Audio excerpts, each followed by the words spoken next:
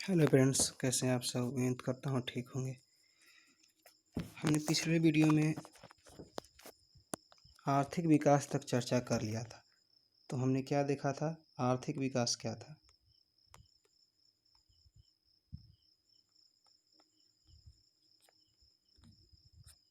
आर्थिक विकास क्या था। जो आर्थिक विकास था उसका अर्थ था कि प्रति व्यक्ति आय। इसका अर्थ क्या था कि प्रति व्यक्ति आय, प्रति व्यक्ति आय। अगर किसी देश का प्रति व्यक्ति आय समय के साथ बढ़ते रहे, मतलब इसको में दीर्घकालिक वृद्धि हो, बहुत लंबे समय तक सिर्फ वृद्धि हो, कभी 1%, कभी 2%, लंबे समय तक वृद्धि हो, तो हम उसको किसके अंतर्गत लाते हैं, प्रति व्यक्ति आय को जब बढ़ते रहेगा दीर्घकाल तक, तो उसको हम किसके अंतर्गत लाएंगे, आर्थिक विकास के द्वारा। कुछ मतभेद भी हो गया था, जो अर्थशास्त्रियों उनको में वो समृद्धि को लाए थे कि समृद्धि का प्रयोग किए थे। ये सब देख लिए थे हम, समृद्धि क्या था। आज हम लोग बात करेंगे कि विकास की माप कैसे करेंगे।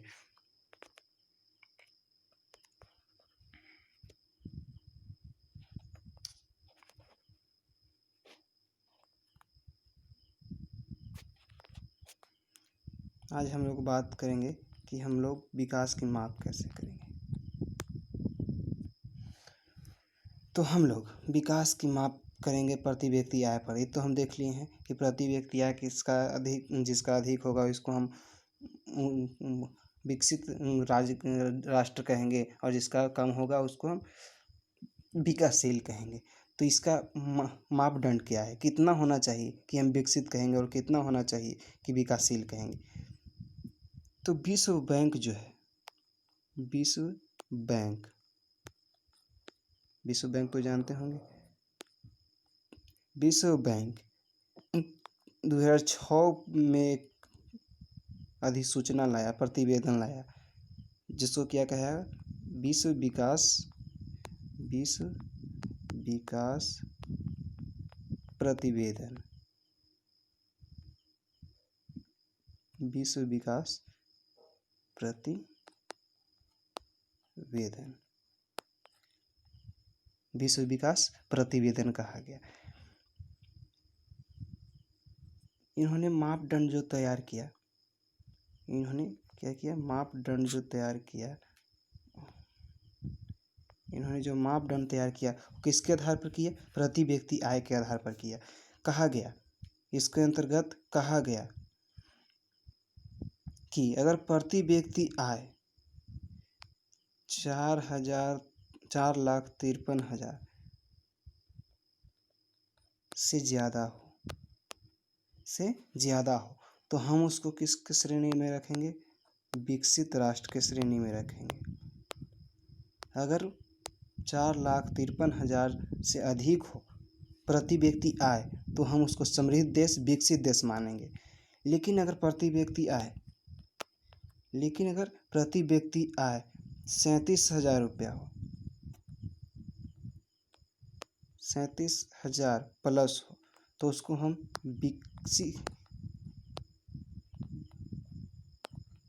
विकासशील राष्ट्र कहेंगे कि वो विकासशील है, अभी वो विकसित होने के ओर बढ़ रहा है, धीरे धीरे बढ़ रहा है। हमको भारत किस श्रेणी में आता है इसको जानना भी महत्वपूर्ण है। तो हमारा जो भारत है उसका प्रति व्यक्ति आय अभी 2004 के अनुसार 68,757 रुपये था, लेकिन अभी लगभग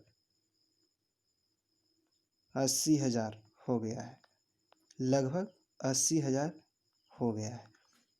तो हम फिर भी हम किसके अंतर्गत आते हैं, 80,000 जब रहेगा तो हम किसके अंतर्गत आएंगे, जब तक हमको 4,53,000 नहीं हो जाए तब तक हम किसके अंतर्गत आएंगे, विकासशील के अंतर्गत आएंगे। तो हमारा देश क्या है, तो हमारा देश एक विकासशील राष्ट्र है। अगर आपको ऑप्शन में दिया जाए कि इनमें से भारत किस श्रेणी में रखा गया है, विकसित, अर्ध विकसित, विकासशील, या इनमें से कोई नहीं, तो आप उसको किसको मारेंगे, विकासशील में है। ठीक है, अब हम आगे चलते हैं।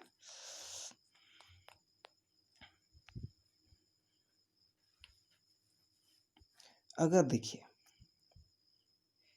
जनसंख्या जो है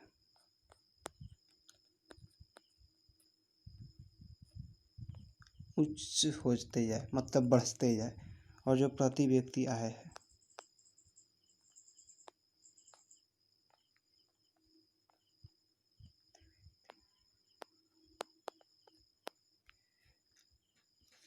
जो प्रति व्यक्ति आय है वो भी क्या होते जाए, बढ़ते जाए, तब तो हम इसको आर्थिक विकास में लाएंगे। लेकिन अगर जनसंख्या बढ़ते जाए और प्रति व्यक्ति आय वही रहे तो हमको विकास कहाँ हो रहा है। जब जनसंख्या बढ़ेगा और प्रति व्यक्ति आय में परिवर्तन नहीं होगा तो हम क्या होंगे।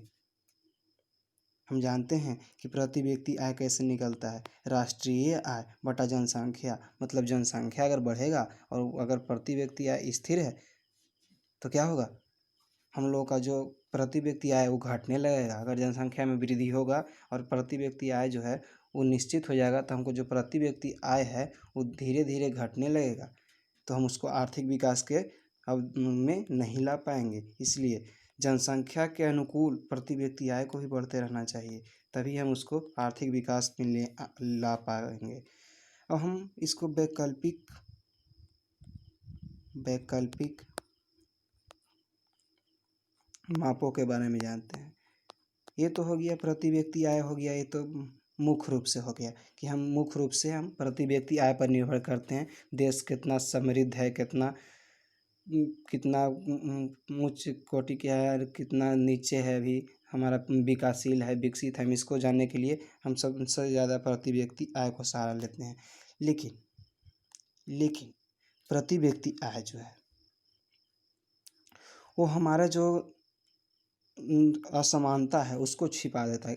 असमानता किसके बीच है, देखिए जैसे एक कोई जो बड़ा कंपनी वाला है, अमीर आदमी है जो कंपनी खोले हुए है, उसका मान लेते हैं कि साल भर का जो कमाई है वो 500 करोड़ रुपया है। उसका साल भर कमाई कितना है, 500 करोड़ रुपया है। साल भर कमाई कितना है, 500 करोड़ रुपया है। और एक जो हमारा निम्न परिवार आता है, ये आ गया रिच में, और एक आ गया पुअर जो साधारण होते हैं, वो ज़्यादा से ज़्यादा 1 लाख रुपए कमाते हैं एक साल में। 1 लाख रुपए कमाते हैं ज़्यादा से ज़्यादा। अब देखिए असमानता कैसे है। अब जो ये 500 करोड़ रुपया है, जब प्रति व्यक्ति आय रहेगा तो ये जो 500 करोड़ रुपया वाला आदमी है उसका भी प्रति व्यक्ति आय जो है वो नीचे चला आएगा। 500 करोड़ उसका भी नहीं रहेगा। जो मान लेते हैं कि प्रति व्यक्ति आय 80,000 है, 80,000 है, अभी भारत का 80,000 है, तो जो ये 500 कमा रहा है, 500 करोड़ कमा रहा है, वो 80,000 उसको भी दर्शाया जाता है कि जितना भी व्यक्ति है सभी औसत जो है, औसतन एक तरह से औसत कहो कि औसत जो है वो कितना है, 80,000 कमा रहा है। लेकिन 80,000 के बाद ये 500 करोड़ जो बचा, वो 500 करोड़ और कहाँ गया ये पता चलता है। 500 करोड़ जो घट गया तो 4 करोड़ जो हो गया, कितना हो गया, 4,99,20,000, ये कहाँ गया। तो ये जो है वो गरीब लोग या जितना भी भारत के लोग हैं उसको संतुलित करने के लिए वो पैसा चला गया। जैसे उदाहरण लेके समझते हैं, देखिए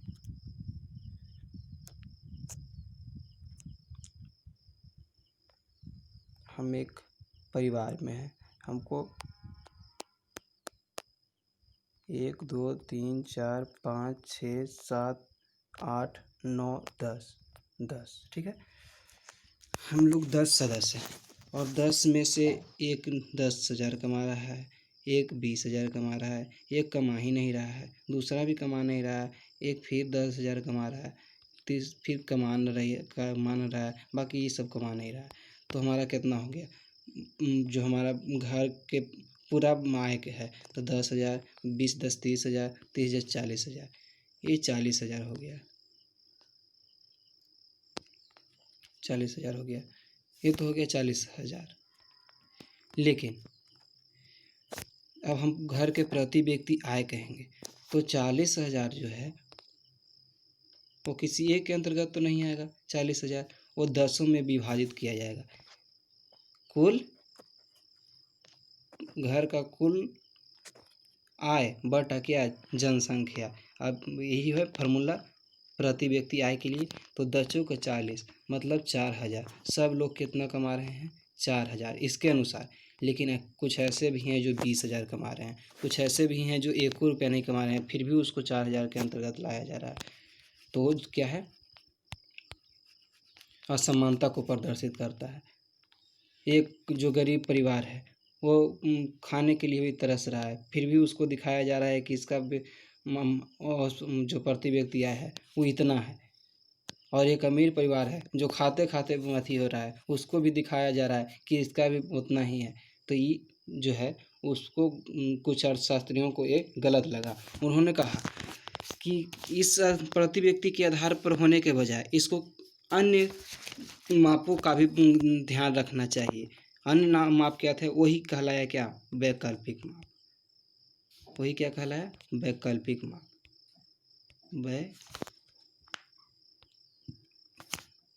वैकल्पिक माप वही कहलाया क्या, वैकल्पिक माप।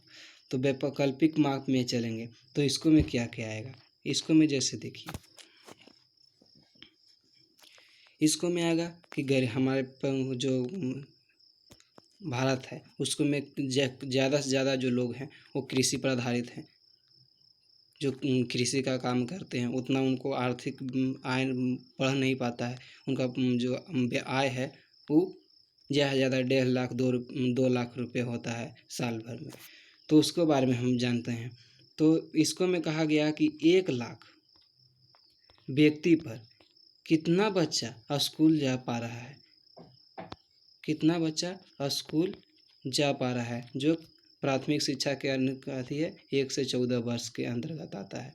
कितना बच्चा स्कूल जा पा रहा है। देखिए अब ये क्यों कहा गया कि 1 लाख में कितना बच्चा स्कूल जा पाता है, इस पर निर्धारण कीजिए।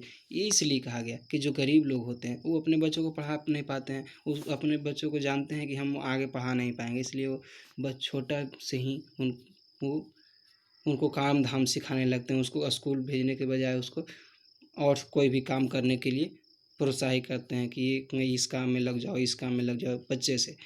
इसलिए उनका स्कूल जाना छूट जाता है। तो जो लोग हैं वो जो अर्थशास्त्री थे, जो मतलब प्रति व्यक्ति आय को नहीं मानते थे, तो इसको सहारा लिए कि हम इससे निर्धारित कर सकते हैं। चलते हैं अब अगला। इन्होंने और भी लगा लिया, जैसे कहा कि 1 लाख में कितना व्यक्ति, 1 लाख में कितना व्यक्ति इलाज करवा पा रहा है, कितना व्यक्ति का इलाज हो पा रहा है, जो गंभीर बीमारियां से ग्रसित है, कितना व्यक्ति का इलाज हो पा रहा है। तो देखिए जो भी व्यक्ति होंगे जिसको इलाज गंभीर बीमारियों से जिसका इलाज जो होना है वो क्या होगा, अगर उसका प्रति व्यक्ति आय जो है, उसका जो आय है, जो एक गरीब परिवार के हैं उनका अगर प्रति व्यक्ति आय मान लेते हैं कि 1 लाख रुपए है और वो कैंसर से पीड़ित हैं और उनको 60,000 70,000 साल में 80,000 साल में लग जाता है उनको दवाई के अथी से, तो वो अपना घर कैसे चला पाएंगे। इसलिए वो दवाई लेना बंद कर देते हैं। जब वो दवाई लेना बंद कर देंगे तो फिर उनको तबीयत बिगड़ने लगेगा, तो जब तो मृत्यु हो जाएगा। तो इसको आधार बनाया गया कि कितने लोगों का इलाज हो पा रहा है आपके देश में। जितने लोगों का, अगर ज़्यादा से ज़्यादा लोगों का इलाज हो, क्योंकि कोई मरना तो नहीं चाहता है, सभी चाहते हैं कि जिंदा रहे। अगर उसके पास पैसा होगा तो अवश्य ही करेगा, लेकिन अगर खाने के लिए पैसा नहीं है तो दवाई कहाँ से जुटा पाएगा। तो यही बात कहा गया कि अगर आपको जो परिवार है, जो आपको देश के लोग हैं, उनको में कितने लोग जो हैं वो गंभीर बीमारियों से ठीक हो रहे हैं, कितने अति हो रहे हैं, ये भी एक आधार बनाएगा। ये सब क्या किसके अंतर्गत आएगा? वैकल्पिक मापों के अंतर्गत आएगा। अब हम चलते हैं आगे। जीवन के जो गुणवत्ता के जो सूचक हैं वो किसे विकसित किया था? मॉरिस डेविस मॉरिस ने विकसित किया था। किसका क्या विकसित किया था?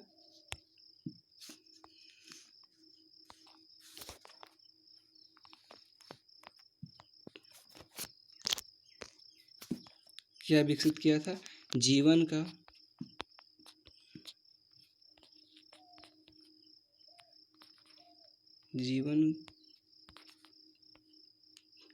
भौतिक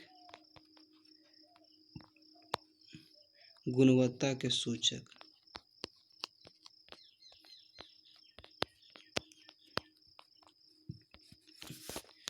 जीवन के भौतिक गुणवत्ता के सूचक किसने विकसित किया था? मॉरिस डेविस मॉरिस ने गुणवत्ता को सूचित किया था। किसके गुणवत्ता को? जीवन की भौतिक गुणवत्ता।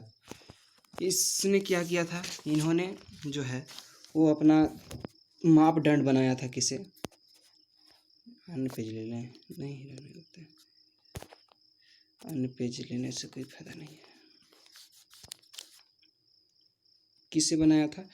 इन्होंने जीवन प्रत्याशा को बनाया था अपना सूचक।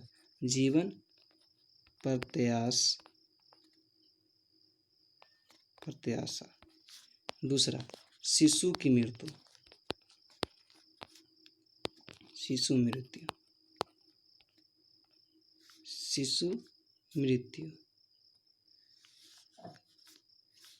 लिख लिए हैं। मॉरिस ने किया था जीवन प्रत्याशा और शिशु मृत्यु। तीसरा था मौलिक साक्षरता।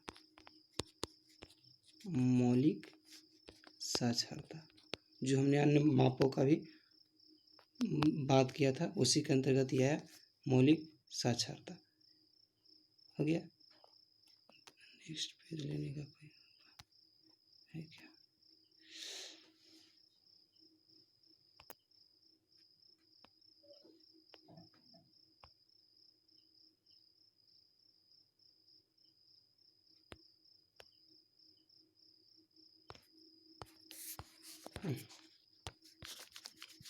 मौलिक साक्षरता हो गया। अब हम चलेंगे, क्या कहा गया इनके द्वारा? इन्होंने कहा कि अगर उच्च जीवन प्रत्याशा, इसका मतलब क्या है?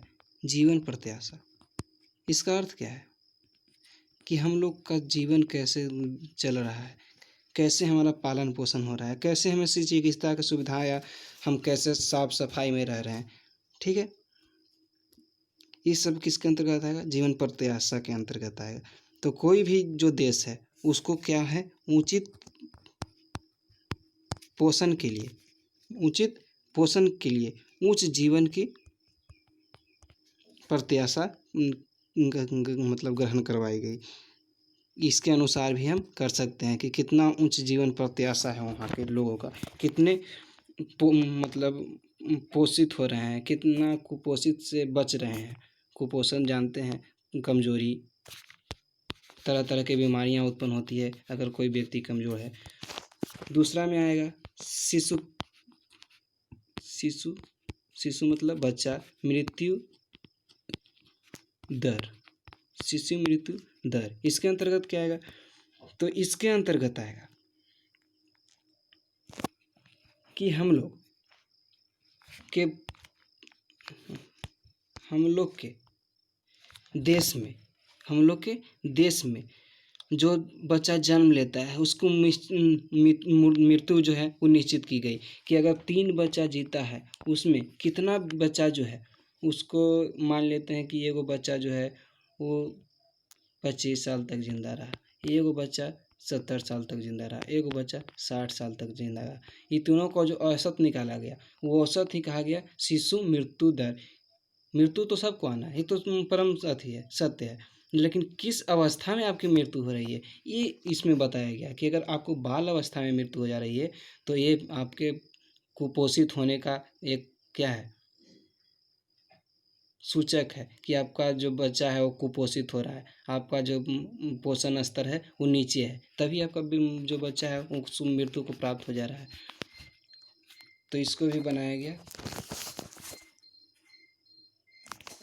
अब अगले अध्याय में हम लोग बात करेंगे मौलिक साक्षरता के बारे में। अगले पार्ट में हम लोग बात करेंगे मौलिक साक्षरता के बारे में और मानव विकास सूचकांक के बारे में भी हम लोग आगे बात करेंगे। तो आप जितना ज़्यादा से ज़्यादा हो इस वीडियो को शेयर कर दीजिएगा।